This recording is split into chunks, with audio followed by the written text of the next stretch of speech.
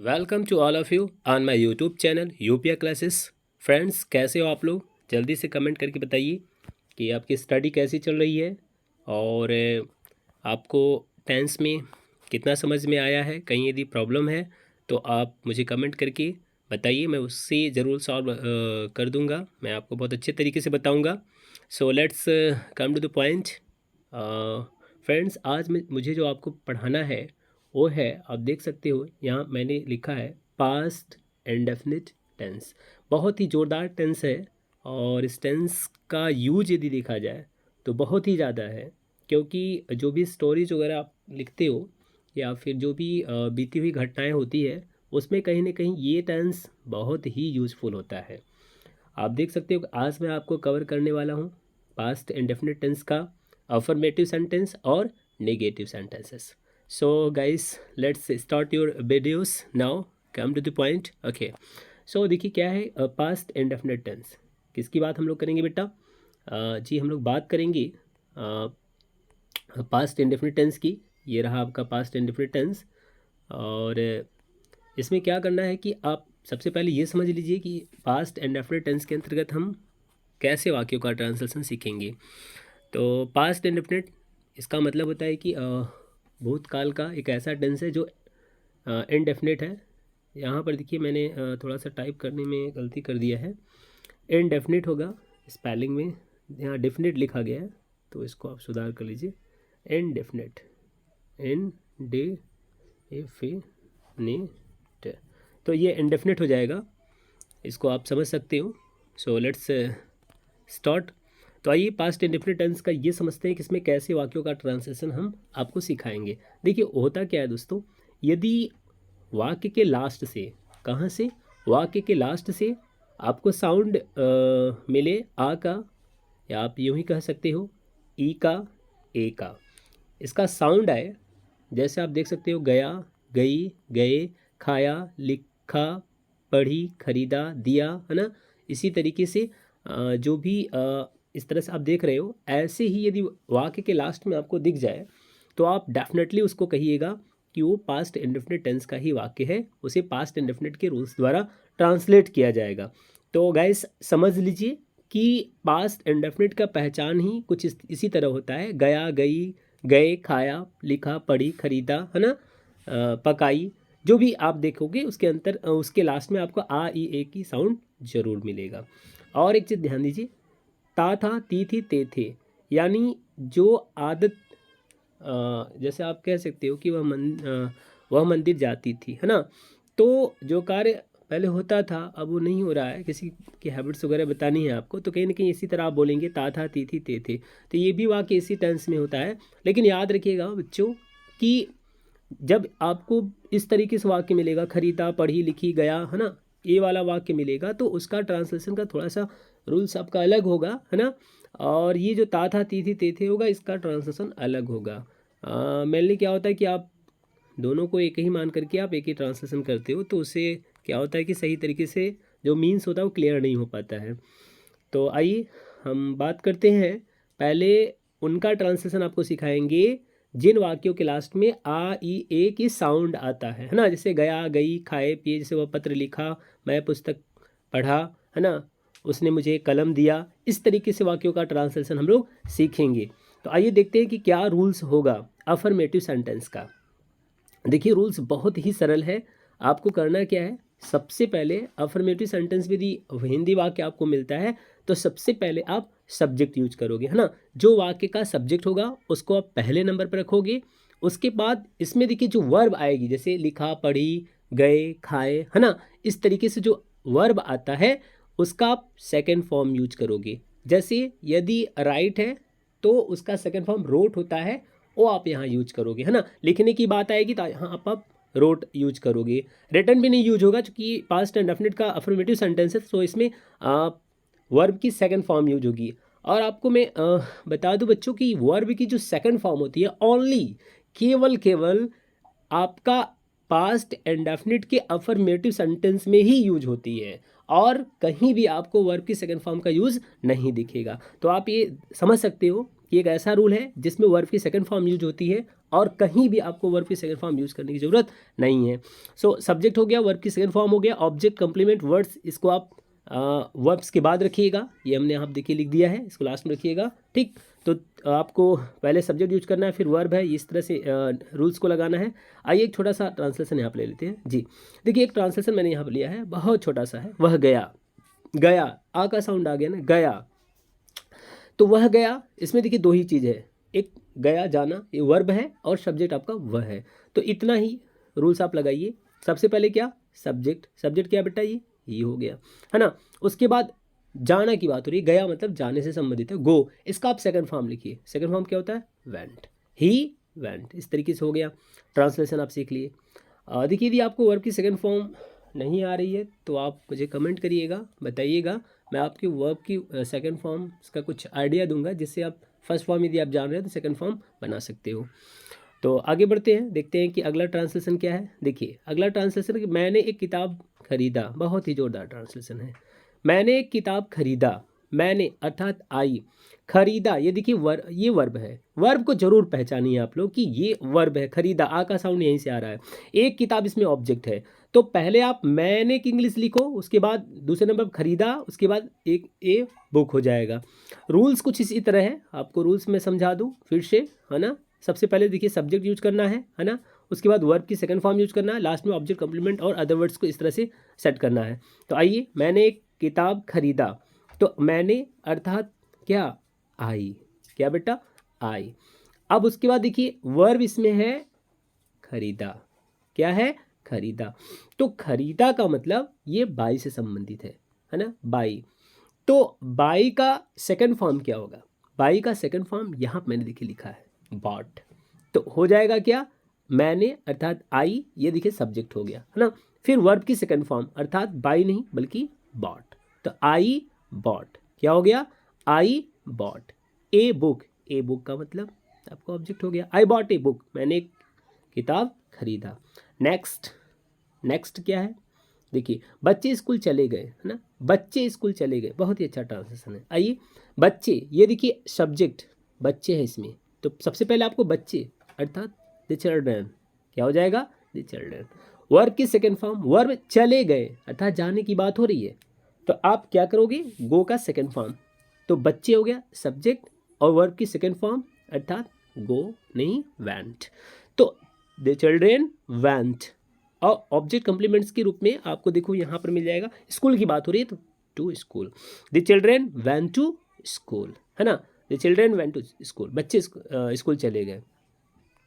Next देखते हैं क्या है, नेक्स्ट आपका है देखिए वह पुस्तक पढ़ी, है ना, वह पुस्तक पढ़ी, तो इसमें देखिए वह पुस्तक पढ़ी, पढ़ी कोई स्त्री जाति का बोध हो रहा है, तो यहाँ पर आप ही हटा दीजिए, है ना, कैंसिल करिए। आप इसमें क्या लिखेंगे, सी, क्या हो जाएगा, सी। अब आपको पढ़ी अर्थात वर्ब की सेकंड फॉर्म यूज करना है, तो पढ़ी, रेड का सेकंड फॉर्म रेड हो जाएगी, स्पेलिंग सेम रहेगी, तो सी रेड दी बुक, यहाँ पर आप लास्ट में क्या लगाएंगे, दी बुक, सी रेड दी बुक, ये ट्रांसलेशन हो जाएगा। आगे बढ़ते हैं, देखिए अगला वाक्य क्या है, रवि अपनी पुरानी कार बेच दिया, तो रवि अपनी पुरानी कार बेच दिया, तो सबसे पहले आपको रवि की इंग्लिश लिखनी होगी, क्या होगा बेटा, रवि आपका सब्जेक्ट है, तो रवि आप यहाँ पर लिख लीजिए। आप खोजिए कि वर्ब क्या है, देखिए अपनी पुरानी कार, ये तो उसकी विशेषता है ना, कार की विशेषता है क्या, पुरानी, अपनी रवि से संबंध कर रहा है। बेच दिया अर्थात सेल, सेल का सेल मतलब क्या होता है, बेचना, है ना, तो ये सेल मतलब बेचना होता है, तो आप कह सकते हो क्या कि यही आपका वर्ब है, तो सबसे पहले आप रवि यूज कर लीजिए, रवि के बाद वर्ब की सेकंड फॉर्म, सेल का सेकंड फॉर्म क्या हो जाएगा, सोल्ड। देखो आप यही चेक किया करो कि वर्ब क्या रहती है, आप इसके पीछे कुछ भी दिया रहे उसको आप बाद में एडजस्ट करिए, पहले आप सब्जेक्ट लिखिए फिर वर्ब लिखिए, रवि सोल्ड। अब देखिए आगे बढ़ना है, अपनी पुरानी कार, देखिए अपनी की इंग्लिश रवि के अनुसार कोई भी पुरुष जाती है तो उसके लिए अपना की इंग्लिश ही जाएगा, तो रवि सोल्ड हिज। अब देखिए कार कैसी है, ओल्ड है, ओल्ड और लास्ट में क्या लग जाएगा, कार, तो Ravi sold his old car, last में फुल स्टॉप लगा दीजिए, हो गया ट्रांसलेशन। आगे बढ़ते हैं, और नेक्स्ट देखिए, मैंने उसे 100 रुपये दिया। कितना दिया? 100 रुपीज़। तो मैंने उसे 100 रुपये दिया, मैंने अर्थात आप कह सकते हो क्या, ये आई। तो ये आई हो गया, सब्जेक्ट का काम खत्म। वर्ब की सेकंड फॉर्म लगा लो, दिया मतलब गिव। अब देखिए इसमें दो ऑब्जेक्ट है, 100 रुपया और उसे। तो पहले आप ये सजीव ऑब्जेक्ट लिख लीजिए, हिम मतलब आपका इनडायरेक्ट ऑब्जेक्ट है, इसको लिख लीजिए। तो आई गेव हिम कितना बेटा? ये 100 रुपीज़ लास्ट में लगा दीजिए, है ना। इस तरीके से आपका ये 100 रुपीज़ हो जाएगा, है ना। तो आई गेव हिम 100 रुपीज़, यहाँ देखिए साफ साफ लिखा गया है, I gave him 100 rupees. Next बढ़ते हैं और देखते हैं अगला ट्रांसलेशन क्या है। देखिए अब मैं उन वाक्यों को लेकर आया है जो ता था, ती थी और ते थे वाले हैं। देखिए ता था, ती थी, ते थे आएगा तो ये कहीं ना कहीं कार्य हुआ करता था, कुछ ऐसी बातें आपको दिखेगा। तो उसमें आप जब भी इस तरह की बातें आएगी, ता था, ती थी, तो आप उसमें वर्ब की सेकंड फॉर्म नहीं यूज करोगे, ये देखिए यहाँ पर। और वर्ब की फर्स्ट फॉर्म यूज करोगे, यानी गो आएगा तो वेंट लिखने की जरूरत नहीं है, आपको गो ही लिखना है। लेकिन उससे पहले आप क्या लगाओगे? यूज टू, और फिर ऑब्जेक्ट कंप्लीमेंट लास्ट में लगेगा, पहले आपका सब्जेक्ट लिखेगा, है ना। ये रहेगा ता था, ती थी, ते थे वाले वाक्य जब आएंगे तब। देखिए छोटा सा ट्रांसलेशन है, आप देखिए, वह स्कूल जाती थी, है ना, वह स्कूल जाया करती थी, जाती थी, दोनों देखिए वाक्य सेम है। वह स्कूल जाया करती थी, वह स्कूल जाती थी, सब एक ही है, सेंस एक ही आ रहा है। तो आगे देखिए क्या है, ये जरा समझ लीजिए इसको। कैसे होगा ट्रांसलेशन? सबसे पहले आपको सब्जेक्ट लिखना है, सब्जेक्ट मीन सी, देखिए सी हो गया, तो सी हो गया। अब देखिए आपको यूज टू ये लगाना पड़ेगा, जब भी ता था, ती थे वाले वाक्य आएंगे तो आपको यूज टू लगाना पड़ेगा। सी यूज्ड टू। अब देखिए वर्ब की सेकंड फॉर्म, वर्ब क्या है? जाने की बात हो रही है, जाती थी, गो, और फिर क्या हो जाएगा? टू स्कूल, है ना। तो she use to go to school, वह स्कूल जाया करती थी या जाती थी, है ना, दोनों की है। आगे बढ़ते हैं, देखते हैं क्या है अगला ट्रांसलेशन। दादा जी होना चाहिए, कोई बात नहीं है। तो ये क्या है? दादी प्रतिदिन बच्चों को कहानियाँ सुनाया करती थी। देखिए ये थोड़ा सा लंबा जरूर लग रहा है ट्रांसलेशन, लेकिन बहुत ईजी से हो जाएगा। आप देखिए दादी अर्थात ग्रैंड माँ, क्या बेटा? ग्रैंड माँ या ग्रैंड मदर, जैसी भी आप बोलते हो आप लिख सकते हो यहाँ पर। तो ग्रैंड माँ आपका ये सब्जेक्ट हो गया ना। अब आपको सीधे देखिए रूल्स को देखिए, यूज टू लगाना है, लगा लीजिए। तो ग्रैंड माँ यूज टू, अब जाइए वर्ब पर, सुनाया करती थी। सुनाने की इंग्लिश क्या होती है? टेल, मतलब कहना या सुनाना। तो ये वर्ब है, वर्ब की फर्स्ट फॉर्म यूज करो, ठीक। करती थी, ये आप समझिए पहले बात को। Grandma use to tell. अब आगे क्या है? आगे देखिए ये कहानियां बचा और ये बच्चों बचा। चाहे तो आप कहानी की इंग्लिश पहले लिख लीजिए या फिर बच्चों को भी लिख सकते हो, नो डाउट। आप कहानी की पहले लिखे हैं यहाँ पर तो लिख लीजिए। तो grandma use to tell stories, है ना। क्या हो जाएगा? स्टोरीज। किसको? टू दी चिल्ड्रेन, बच्चों को। क्या बेटा? To the children. देखिए अदर वर्ड्स में यहाँ पर एवरी डे लगा लीजिए, प्रतिदिन की बात हुई है, एवरी डे या डेली जो भी आप लगाते हो लगा सकते हो आप, ठीक। तो grandma used to tell stories to children every day. Next देखते हैं ट्रांसलेशन क्या है अगला। देखिए सुनीता खाना बनाती थी। तो सुनीता का खाना बनाती थी, जरा समझ लीजिए। तो सुनीता इसमें सब्जेक्ट है ना। सुनीता को पहले लिखिए, अब जानिए यूज टू लगाना है आपको। तो सुनीता यूज टू, अब बनाती की इंग्लिश क्या हो जाएगी? कुक। अब खाना के लास्ट में लिखा जाएगा। तो Sunita use to cook food, Sunita use to cook food. आगे बढ़ते हैं, नेक्स्ट देखते हैं क्या है। देखिए वह मंदिर जाती थी या जाता था, चलिए वह मंदिर जाता था। तो वह मंदिर जाता था, इसका कहने का मतलब कि ये ही सब्जेक्ट है, लिख लीजिए पहले नंबर पर। फिर आपको देखिए यूज टू लगाना है, use to, he use to. अब आपको वर्ब की फर्स्ट फॉर्म। तो जाता था कहाँ भाई? मंदिर। जाने की बात हो रही, गो टू दी टेम्पल। तो he use to go to the temple, ये आपका ट्रांसलेशन हो गया। नेक्स्ट बढ़ते हैं और देखिए नेगेटिव सेंटेंसेस आ गया है। देखिए नेगेटिव सेंटेंस जब भी आ जाएगा तो आप उसमें वर्ब की फर्स्ट फॉर्म यूज़ करोगे। मैंने आप ऑलरेडी कहा था कि अफर्मेटिव सेंटेंस में ही केवल वर्ब की सेकंड फॉर्म यूज होती है और कहीं नहीं यूज़ होगा। ट्रांसलेशन करना है, आप समझ लीजिए। डिड नॉट लग जाएगा, वर्ब की फर्स्ट फॉर्म होगा, ऑब्जेक्ट और कंप्लीमेंट लास्ट में जैसे रहता तो रहेगा, शुरुआत में सब्जेक्ट है ना। इतना काम आपको करना है। जैसे देखिए यहाँ पे एक ट्रांसलेशन आ गया है कि वह स्कूल नहीं गया। Very good. तो सबसे पहले वह की इंग्लिश लिख लो भैया, क्या हो जाएगा? सब्जेक्ट ग्रुप में वह की इंग्लिश ही हो गया। डिड नॉट कंपल्सरी है, इसको आप रोक नहीं सकते, डिड नॉट लग गया तो he didn't, did not means didn't हो गया, वो नॉट से में जुड़ा है। अब देखिए स्कूल बचा और गया, अर्थात गया जाने से संबंधित है, आप गो लगा लीजिए। ही डिडंट गो टू, कहाँ बेटा, स्कूल आप लास्ट में लगाइए, he didn't go to school, है ना। इस तरीके से ट्रांसलेशन हो गया। आप चाहते तो सब्जेक्ट बदल करके आप ढेर सारे सेंटेंस आप अन्य सब्जेक्ट के फॉर्म में बना सकते हो। यहाँ पे स्कूल की जगह आप मार्केट वगैरह जोड़ सकते हो ना, कोई भी प्लेस आप जोड़ सकते हो जो आप लाइक करो। आगे बढ़ते हैं। देखिए यदि आप वीडियो को लाइक नहीं करे हो तो इसको प्लीज़ लाइक कर दीजिए, और चैनल्स को यदि आप सब्सक्राइब नहीं किए हो तो इसको प्लीज़ आप सब्सक्राइब करिए और वीडियो को आगे बढ़ाइए। और नेक्स्ट सेंटेंस देखिए क्या है, महेश आज खाना नहीं खाया, है ना। महेश आज खाना नहीं खाया, तो सब्जेक्ट आपका महेश है, लिख लो भैया, महेश हो गया। डिड नॉट यूज कर लो, जी हो गया डिड नॉट। अब आपको दो काम करना है, वर्ब की फर्स्ट फॉर्म और ऑब्जेक्ट लगाना है। वर्ब इसमें खाने की बात हो रही, ईट की बात हो रही, ईट ईट, तो महेश डिड नॉट, और ये क्या हो जाएगा, ईट। वर्ब भी यूज हो गया, ये देखिए ये भी लग गया, ये भी हो गया। ऑब्जेक्ट क्या हो जाएगा, फूड, क्या हो गया बेटा, ये खाना, है ना। तो खाना मतलब क्या हो जाएगा, फूड। और आज की बात हो रही थी, टुडे लास्ट में लगेगा। Mahesh did not eat food today, तो सबसे पहले सब्जेक्ट, फिर डिड नॉट यूज किया गया, ऑब्जेक्ट अदर वर्ड्स वगैरह सब आपके ऑब्जेक्ट वगैरह लास्ट में रखे गए हैं। नेक्स्ट बढ़ते हैं, देखते हैं क्या है ट्रांसलेशन। नेक्स्ट, वे मंदिर नहीं गए। चलिए वे मंदिर नहीं गए, वे की इंग्लिश क्या होगी बेटा, सब्जेक्ट के रूप में आप दे लिख लीजिए, और डिड नॉट यूज कर लीजिए, डिडंट, दे डिडंट। और वर्ब क्या है इसमें, गए, अर्थात जाना संबंधित वर्ब है, तो गो हो जाएगा। दे डिडंट गो, और लास्ट में आपका क्या लगेगा, school. They didn't go to school, they didn't go to school.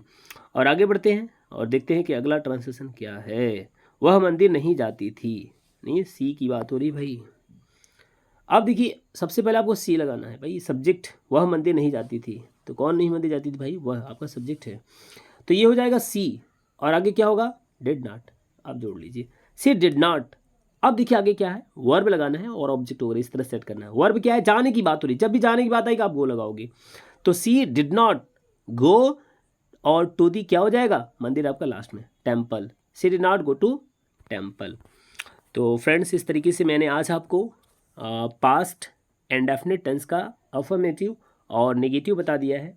कल मैं आपको पास्ट एंड डेफिनेट का इंट्रोगेटिव जो सेंटेंसेस है उनका ट्रांसलेशन आप कैसे करोगे मैं उसको कवर करूँगा। तो प्लीज़ आप चैनल्स को आगे बढ़ाइए और अपने टेंस से संबंधित जो क्वेश्चंस है उनको आप कमेंट्स करके आप मुझसे पूछ भी सकते हो। मैं श्योरली आपके कमेंट्स की जो रिप्लाई होगा उसको मैं दूंगा।